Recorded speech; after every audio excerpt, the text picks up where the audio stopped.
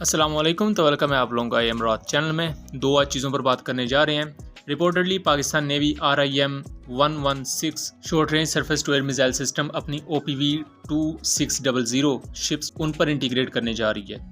इसके बारे में कुछ नई मालूमात भी हैं और कुछ एक्स्ट्रा मालूमात इसके हाइपरसोनिक मिसाइल और OPV-600 के वर्टिकल लॉन्च सिस्टम से रिलेटेड भी डिस्कस करेंगे।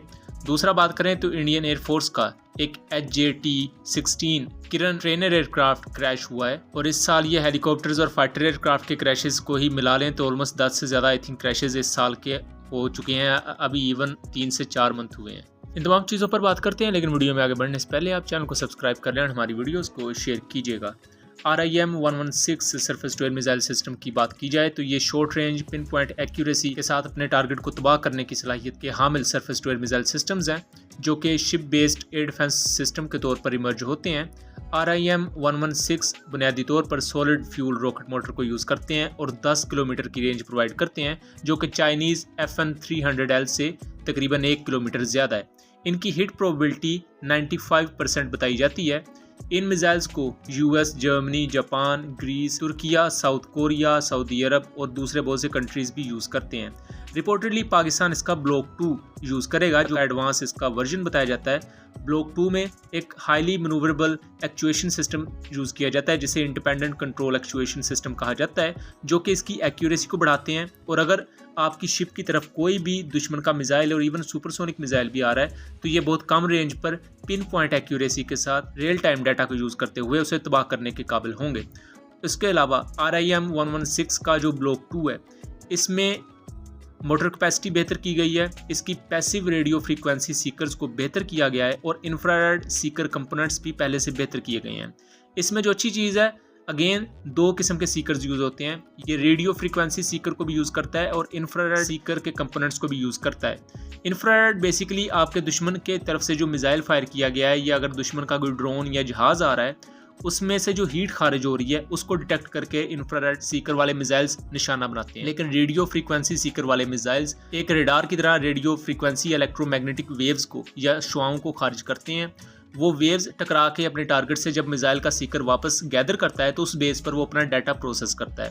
इसमें ये दोनों सीकर्स मौजूद होते हैं, यानी कि अगर फ्लेयर्स खारिज करता है दुश्मन की तरफ से आने वाला कोई जहाज़ तो ये फिर भी अपनी रेडियो फ्रीक्वेंसी सीकर को यूज़ करते हुए इसे तबाह कर सकते हैं, जो कि इसमें बहुत ही ज़्यादा बेहतर चीज़ है और ये इसे काफ़ी ज़्यादा डेडली भी बनाते हैं। ऑल्दो ये short range air defence system के तौर पर लिए जाते हैं। और दूसरा, जैसा कि ड्रोन वॉरफेयर आने वाले वक्त में बहुत ज़्यादा अहमियत की हामिल हो जाएगी और हमने यूक्रेन रशिया वॉर में भी देखा भी है कि बहुत ही सस्ते किस्म के सुसाइड ड्रोन्स एक मुल्क दूसरे मुल्क की तरफ भेजता है।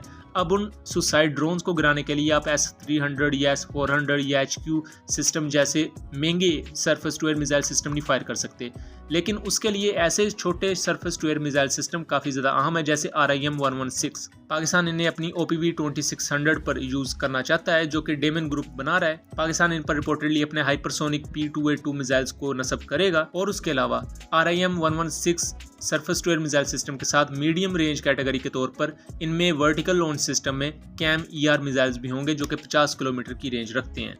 अब बात करते हैं हम दूसरी खबर की। तो खबर कुछ यूँ है कि इंडियन एयरफोर्स का HJT-16 किरण ट्रेनर एयरक्राफ्ट क्रैश हुआ कर्नाटका का एरिया। इसमें दोनों पायलट्स कामयाबी के साथ इजेक्ट कर गए, लेकिन इजेक्शन के दौरान उन्हें जख्मी हालत में वहां से हॉस्पिटल ले जाया गया है।